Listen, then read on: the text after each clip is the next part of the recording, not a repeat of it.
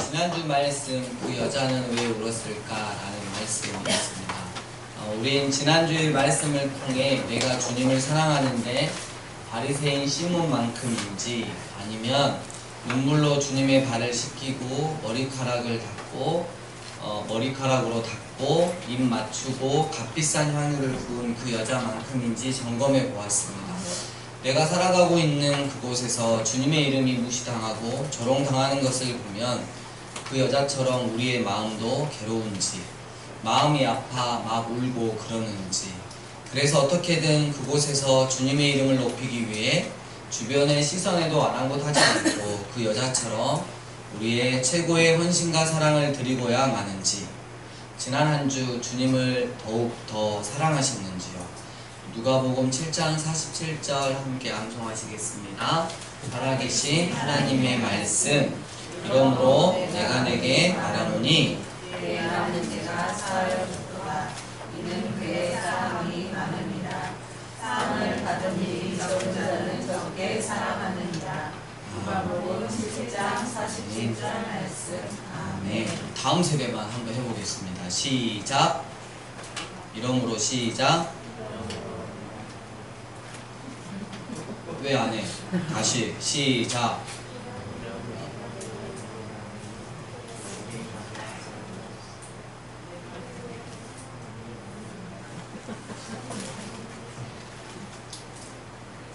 오늘 목사님한테 가기 전에 다 검사받고 점심을 먹을 수 있도록 해요.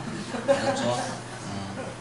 어제 우리가 칭찬 달란트 했으니까 싹 써버리고 나서 이제 자유하는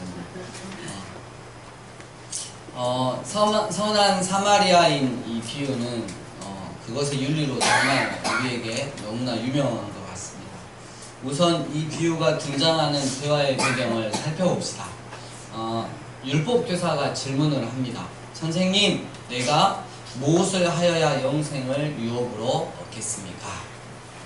예수님은 이 질문에 대답하지 않으시고 도리어 당신 자신의 질문을 율법교사에게 던지십니다. 율법에는 무엇이라 기록되었느냐? 네가 어떻게 읽느냐? 율법교사는 네, 하나님을 사랑하고 내 이웃을 사랑하라고 대답합니다. 예수님은 네가 이를 행하면 살리라 라는 말씀으로 끝맺으십니다. 중동의 전통 문화를 보면 선생님은 앉고 학생은 선생에게 존경을 표시하고자 서서 이야기합니다. 그러나 이 이야기에서 율법교사가 선생을 시험하려고 일어섰다고 기록하고 있습니다. 여러분, 우리 지난주도 봤지만 왜 이리 예수님을 시험하고 예수님에게 모욕을 가하는 자들이 많은지 모르겠습니다. 그러니까 이 율법교사의 태도에는 뭔가 꿍꿍이가 있었습니다. 율법교사는 겸손한 학생처럼 서서 질문하지만 그의 목적은 선생을 시험 혹은 검증하는 것이었습니다. 그는 유대교 율법교사라면 제가 어떻게 하면 하나님께 순종할 수 있겠습니까? 라고 묻는 것이 자연스러운데도 도리어 제가 무엇을 하여야 영생을 유업으로 받을 수 있겠습니까? 라고 했습니다. 분명 그 율법교사는 예수님의 대답을 이용해서 그분을 함정에 빠뜨린 다음 사소한 말을 트집 잡아 차후에 예수님을 공격하는데 이용하려고 했던 것 같습니다. 그러나 예수님은 그 율법교사의 질문에 곧장 답하길 거부하셨습니다. 이는 그가 하려는 일이 무엇인지를 꿰뚫고 계셨기 때문입니다. 그래서 예수님은 되묻습니다. 율법에 무엇이라 기록되었는데? 율법교사는 예수님이 무엇이라 말씀하시는지 들어보려고 예수님이 말씀하셨던 율법 요약을 인용했습니다. 네, 하나님을 사랑하고 이웃을 사랑하라고 하였습니다. 예수님은 그 율법교사에게 그래? 네 자신이 답한 그것을 그렇다면 그대로 따라라. 그러면 네가 진정 영원한 영생을 유업으로 받을 수 있을 것이다 라고 말씀하셨습니다. 율법교사가 영생을 유업으로 받으려면 해야 할 일은 단 하나, 하나님과 그의 이웃에게 아무 조건 없는 사랑을 계속 행하는 것 뿐이었습니다. 그렇다면 예수님의 이 말씀은 행함으로 구원을 받을 수 있다는 말일까요? 사실 이런 기준을 만족시킬 수 있는 사람이라면 하나님의 은혜 따위는 필요하지 않습니다. 그러나 예수님이 말씀하시는 기준은 하나님을 마음과 뜻과 영혼과 힘을 다하여 흔들림 없이 사랑하고 이웃을 내 자신과 똑같이 일관되게 사랑하라는 것입니다. 사도 바울이 선언했듯이 문제는 율법이 아니라 우리가 율법을 지킬 수 없다는 것입니다. 그러니까 여기서 예수님이 제시하신 기준은 아무리 탁월하게 노력을 해도 이루지 못한다는 겁니다. 율법교사의 질문을 잘 표현하면 이렇습니다. 내가 영생을 유업으로 받으려면 무엇을 어떻게 해야 합니까? 예수님은 이렇게 대답하시는 것 같습니다. 그렇다면 5m 되는 담벼락을 한 번에 점프해서 뛰어넘어봐. 이렇게 대답하시는 것하고 같습니다. 율법교사는 자신이 그렇게 담벼락을 뛰어넘지 못함을 틀림없이 알고 있었습니다. 그렇다면 그는 자신이 잘못된 질문을 던졌다는 것도 알았을 것입니다. 하지만 그는 이런 기대에 부응하지 못합니다. 도리어 그는 자기의 질문을 형태만 바꿔 되풀이합니다. 그는 분명 자신에게 이렇게 말했을 것입니다. 그래? 그럼 내가 구원을 얻으려면 하나님과 이웃을 사랑해야겠군. 좋아. 그렇다면 이제 내게 필요한 일은 몇 가지 정의를 내리는 것이다. 하나님을 사랑한다는 말은 율법을 지킨다는 말인데 그건 나도 이미 알고 있지. 그럼 이제는 정확히 누가 내 이웃이고 누가 내 이웃이 아닌지 정확하게 구분할 필요가 있겠군. 마치 자신이 자신의 이웃을 정확히 정의되고 나면 자신은 곧 영생을 유업으로 받을 수 있을 것 같은, 자신의 힘과 행함으로 하나님께 받아들여지는 사람이 되고 싶어하는 그 율법교사, 자기의 의로움을 보이고 싶어하는 그 율법교사는 이런 이유로 누가 내 이웃입니까? 라고 물었던 것입니다. 율법교사는 예수님이 자신이 감당할 수 있음직한 그 무엇을 제시하시길 기대했습니다. 이웃에는 율법을 정확히 지키는 동포 이스라엘 유대인이 당연히 들어갈 것입니다. 하지만 이방인은 그들에게 이웃이 아니며 하나님이 사마리아인들을 미워하시는 천하가 다 압니다. 이 사마리아는 북이스라엘을 상징하고요. 북이스라엘은 하나님께 범죄했어요. 온갖 우상들을 섬기고 삶 가운데서 자기 자신만 충만히 사랑하는 채로 아수르라고 하는 대제국에 의해서 멸망을 당했고, 아수르에 있는 변방에 있는 그 마을에 있는 사람들을 이 북이스라엘의 수도인 사마리아로 데려와서 섞어버렸어요. 그래서 혼혈이 돼버렸고, 피를 가장 소중하게 여기는 그들에게 피를 섞었고 혼혈이 됐고 종교가 혼합이 되어버린, 그래서 유대인에게는, 정통 유대인은 이 사마리아인을 정말 개처럼 돼지처럼 여겼던 것입니다. 때문에 그들은 이웃으로서 자격이 없었습니다. 그렇다면 과연 예수님은 율법교사에게 이웃을 어떻게 정의하실까요? 예수님께서 대답하셨습니다. 장면 1이 나옵니다. 어떤 사람이 예루살렘에서 여리고로 내려가다 강도들을 만났다. 그들이 그를 붙들고 두들겨 팬 다음 거의 죽게 된 그를 버리고 떠나갔다. 흉악한 떼강도가 그를 붙들고 두들겨 팼습니다. 중동의 강도들은 피해자가 저항할 때만 때린다고 알려져 있습니다. 그렇다면 이 가련한 피해자도 저항하는 실수를 저지르는 바람에 결국 죽도록 두들겨 맞고 옷까지 벗겨진 채 의식도 없이 예루살렘에서 여리고로 내려가는 길에 내팽겨졌으리라고 짐작할 수 있습니다. 다친 피해자는 당연히 유대인이었으리라고 짐작됩니다. 그 다음 장면, 이때 우연히 어떤 제사장이 그 길로 내려가다가 그를 보고 다른 쪽으로 피하여 지나갔다. 예루살렘 성전에서 섬기는 이들에게는 세 계급이 있었습니다. 제사장이 첫째이고, 둘째는 레인, 그리고 셋째는 성전에서 이루어지는 삶의 여러 부분을 돕는 평신도였습니다. 위 이야기에서는 이 세 계급이 모두 중요합니다. 제사장은 산을 따라 내려가며 예루살렘에서 여리고로 가고 있었습니다. 예수님 당시에는 1세기에는 여리고에 사는 제사장이 굉장히 많았다고 합니다. 그들은 2주씩 맡은 일을 행하고자 예루살렘으로 올라갔다가 여리고의 집으로 돌아가곤 했습니다. 이 이야기 속 제사장도 그런 패턴에 잘 들어맞는데 아마도 성전 경례에서 맡은 일을 마치고 자기 집으로 돌아가고 있었을 것입니다. 그 당시 제사장들은 너무나 안타깝게도 지금 한국교회의 대형교회 모습처럼 세습 집단이었으며 부유했습니다. 스턴이라는 학자는 다음과 같이 쓰고 있습니다. 그 시대쯤 제사장은 유대사에서 특권 엘리트 계급을 형성했다. 제사장은 부유했기에 편하게 탈 것을 탈 수 있다면 굳이 27km나 되는 산길을 걷지는 않았을 것입니다. 이 이야기를 듣는 중동인은 돈 많은 제사장이 탈 것을 탔으리라고 나귀를 탔을 것이라고 짐작할 겁니다. 그렇다면 이런 제사장은 충분히 피해자를 탈 것에 태우고 데려가 도움을 줄 수 있었을 겁니다. 그 당시 언어와 옷과 억양 이 세 가지는 그들과 우리를 쉽게 구별해주는 민족 표지요 계급 표지였습니다. 하지만 길가에 다친 사람이 있었는데 의식도 없고 발가벗겨진 상태였습니다. 이 피해자가 유대인, 특히 율법을 지키는 유대인이라면 제사장은 책임지고 그에게 다가가 도와주었을 것입니다. 그러나 이 피해자는 발가벗은 상태였고 의식이 없었습니다.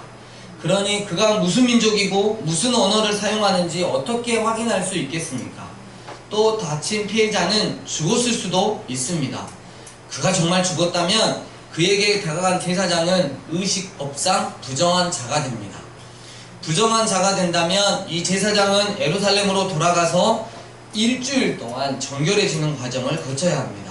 이 일을 하려면 시간이 제법 걸릴 것입니다. 이 과정을 밟는 동안 그는 제물의 11조를 먹을 수 없고 심지어 11조를 거두어 드리지 못할 수도 있습니다. 더구나 그가 만일 자신이 정하고 있는 이웃이 아닌 이방인이었다면, 사마리아인이었다면, 그럴 경우 율법에 따르면 자기들이 정한 율법에 따르면 제사장에게는 딱히 어떤 책임이 없었습니다. 결국 그 제사장은 못 본 채 하기로 마음을 먹고 가던 길을 계속 갔습니다. 그 다음 장면 마찬가지로 한 레위인이 그곳에 왔다가 그를 보고 다른 쪽으로 피하여 지나갔다. 레위인은 성전에서 제사장의 보조자 역할을 합니다. 이야기 속의 레위인은 아마도 어떤 제사장이 자신보다 앞서 그 길을 지나갔음을 알았을 것이며 바로 그 제사장을 돕는 보조자였을 수도 있겠습니다. 그냥 그거를 생각해 봤어요. 교회에 있으면 목사님 있고 전도사님 있잖아요. 누가 먼저 가죠? 네, 목사님이 가죠. 전도사가 먼저, 제가 먼저 가보겠습니다. 가는 일 없잖아요. 딱 그런 일은 사택으로 갔는데 일 마무리하고 전도사가 이제 그 뒤길을 따라가는 거죠. 앞서간 제사장이 선례를 보여주었기 때문에 이 레위인은 제사장도 그냥 간 것 같은데 양심의 부담 없이 다친 피해자를 지나쳐 갈 수 있었습니다. 제사장도 아닌 일개 레위인이 제사장보다 잘난 체 할 수 있었을까요? 과연 이 레위인이 자기가 제사장보다 율법을 더 잘 안다고 생각했을까요? 더욱이 레위인은 앞서간 제사장을 바로 그날 밤에 여리고에서 만나야 했을지도 모릅니다. 그런데 이 레위인이 다친 사람을, 그것도 제사장이 율법에 순종하느라 못 본 채 하고 지나친 사람을 데리고 여리고로 들어갈 수 있었을까요? 만일 그가 다친 사람을 데리고 여리고로 들어갔다면 제사장을 모독하는 일이 되었을 것입니다. 다음 장면은 사마리아인을 묘사합니다. 어떤 사마리아인이 여행하다가 그에게 이르러 그를 보고 국률이 여겼다. 1세기 유대를 배경으로 이야기가 진행되고 있으니 먼저 제사장이 등장하고 이어 레위인이 등장했다면 길을 따라 내려가는 세 번째 사람은 틀림없이 유대교의 일반 신자여야 할 것입니다. 그러나 이 이야기에서는 이런 일이 일어나지 않았습니다. 이 장면은 정말 느닷없이 폭탄을 터뜨립니다. 만일 예수님이 선한 유대인이 가는 길에 다친 사마리아인을 만나 그를 도와주었다고 말씀하셨다면 청중이 더 좋아했을 것입니다. 유대인 청중은 비록 이야기 속의 유대인이 증오의 대상인 사마리아인을 도와주었어도 그를 선한 유대인으로 칭송했을 겁니다. 하지만 선한 사마리아인이 다친 유대인을 도운 이야기라면 문제가 달라집니다. 특히 제사장과 레위인이 의식도 없는 낯선 사람을 돕지 않고 못 본 채 했다고 한 뒤에 이런 이야기를 한다면 문제는 더더욱 심각해집니다. 이 이야기의 사마리아인은 앞서간 두 사람과 달리 다친 사람을 불쌍히 여깁니다. 이 이야기에서 다친 사람을 구해주는 이는 외부에서 갑자기 등장했습니다. 그는 다친 사람의 상처를 싸매고 기름과 포도주를 상처 부위에 부었습니다. 지금 예수님은 이 사마리아 여인을 통해, 이 사람을 통해 자신을 이야기하고 계셨던 것입니다. 다음 장면. 그가 그에게 가서 상처를 싸매고 거기에 기름과 포도주를 부었다. 그런 다음 그를 그가 탄 짐승에 태워 여관으로 데려가 보살펴 주었다. 이 사마리아인은 자신이 활용할 수 있는 모든 것, 즉 기름, 포도주, 천으로 싸매기, 탈 짐승, 시간, 에너지와 돈을 사용하여 다친 사람을 보살폈습니다. 사마리아인은 자기 목숨마저 위태로운데도 이 다친 사람을 유대 지경 안에 있는 여관으로 주막으로 옮깁니다. 이는 그들에게 오해를 살 수 있는 일이었습니다. 다친 유대인의 생명을 구해줬다 하더라도 그 동네 사람들이 오해하여 저 사마리아 사람이 저 유대인을 친 거 아니야? 사마리아인에게 복수할 수도 있었기 때문입니다. 다음 장면. 다음날 그가 여관 주인에게 2 데나리온을 내어주며 말하기를 그를 보살펴 주시오. 돈이 더 들면 내가 돌아와서 갚아주겠소. 이 마지막 장면은 다음날 여관에서 일어난 일입니다. 2 데나리온은 적어도 1주나 2주 동안 여관에서 묵는데 충분한 비용이었을 것입니다. 성경을 읽는 사람들이 이 사마리아인의 마지막 행동에서 못 보고 지나치는 사실이 있습니다. 그 사실은 그가 자기 목숨을 걸고 유대인의 동네에 있는 여관에서 피해자를 돌보아 주었다는 것입니다. 사마리아인에게는 여관비를 계산한 뒤에도 그 마을을 빠져가야 하는 일이 남아 있었습니다. 여관 밖에는 유대인 군중이 모여 이 사람을 기다리고 있었을까요? 이 사람은 그들에게 두들겨 맞거나 죽임을 당했을까요? 우리는 모릅니다. 이 이야기는 결말을 다 마무리하지 못한 채 끝납니다. 이 비유에서 사마리아인은 다친 사람에게 전혀 기대할 수 없는 사랑을 정말 값지게 베풉니다. 이 과정에서 예수님은 삶을 바꿔놓는 고귀한 사랑, 장차 당신이 달릴 십자가에서 절정에 이를 고귀한 사랑의 능력을 다시 해석해 주십니다. 예수님과 율법 교사의 대화는 이렇게 끝을 맺습니다. 이 생각에는 이색 가운데 누가 강도들을 만난 자에게 이웃임을 증명했느냐? 그가 말하되 그에게 자비를 베푼 자입니다. 그러자 예수가 그에게 이르시되 가서 너도 그와 같이 하라.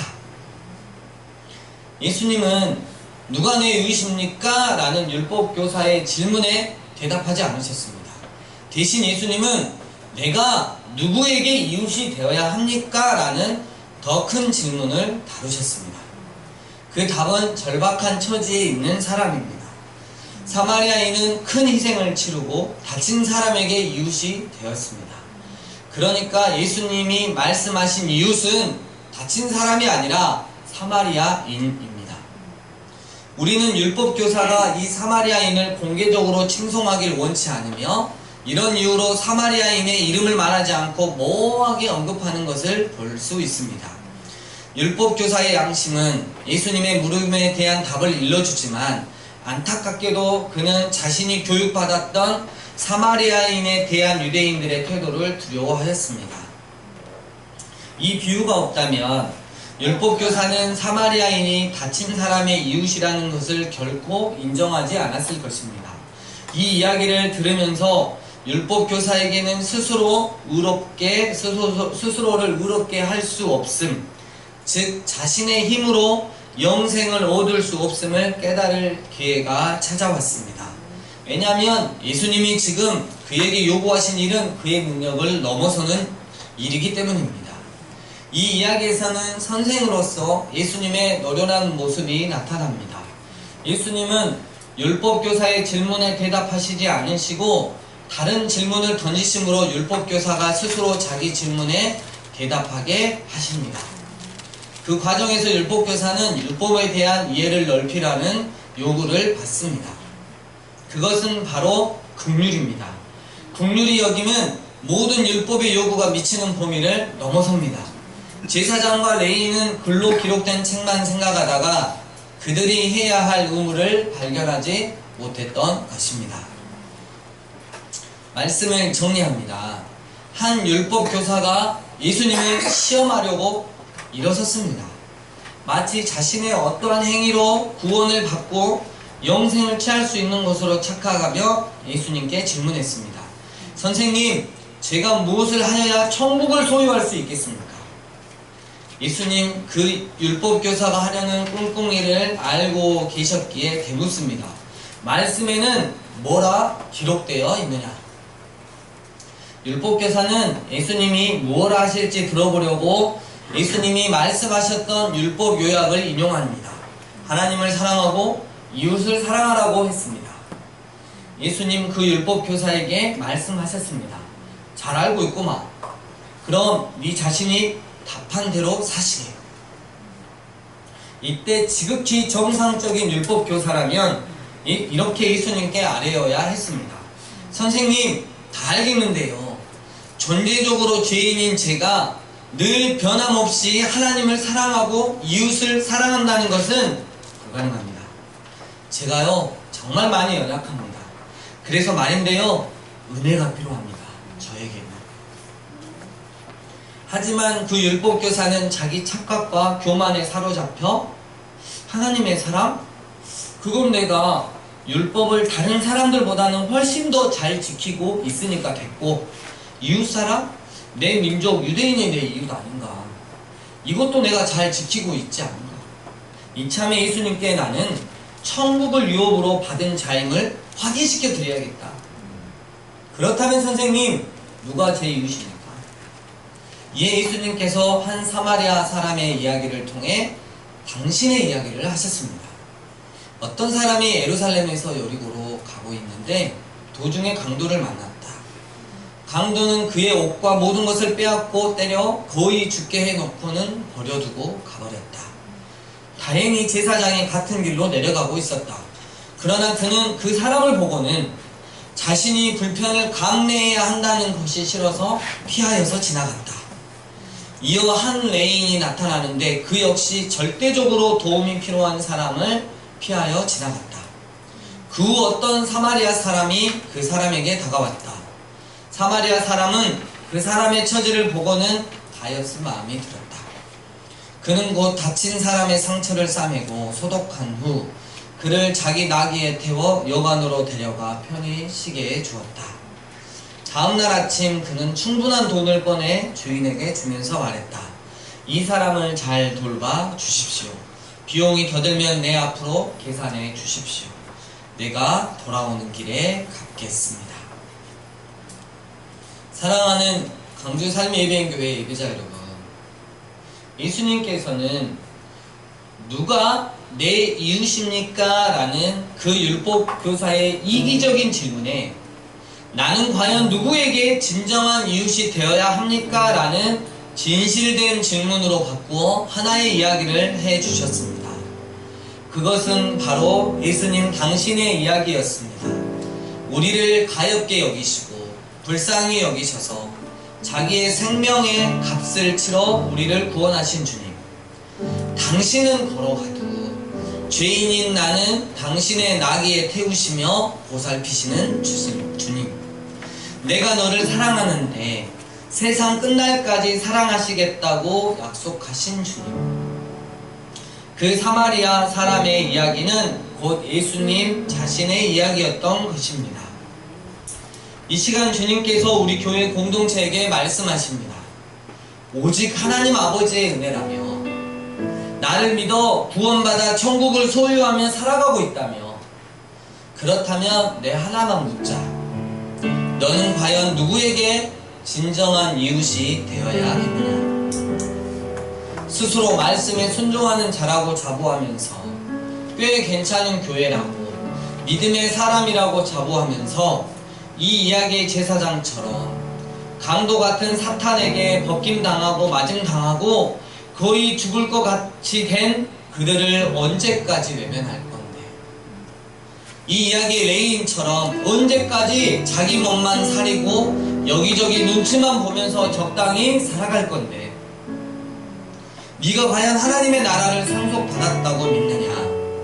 그렇다면 사마리아 사람이 거의 죽을 뻔했던 사람에게 은혜를 베푼 것처럼, 내가 너에게 십자가에서 은혜를 베푼 것처럼 너도 강도 만난 자에게 은혜를 베풀어 주기를 바란다. 또 사마리아 사람이 여관 주인에게 부탁한 거 알지? 나도 너에게 부탁한다.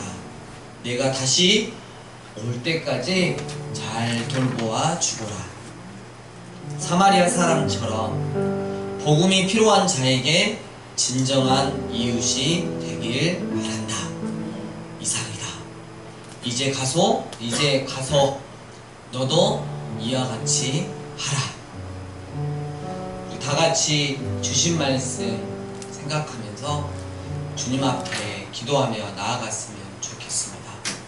이기적인 신앙인이 아닌 진실된 신앙인 되길 원하며, 늘 언제나 하나님의 은혜를 기억하며 받은 은혜 어떻게 보답하며 살아갈까, 그런 마음으로 함께 기도하며 나아가겠습니다. 기도하시겠습니다.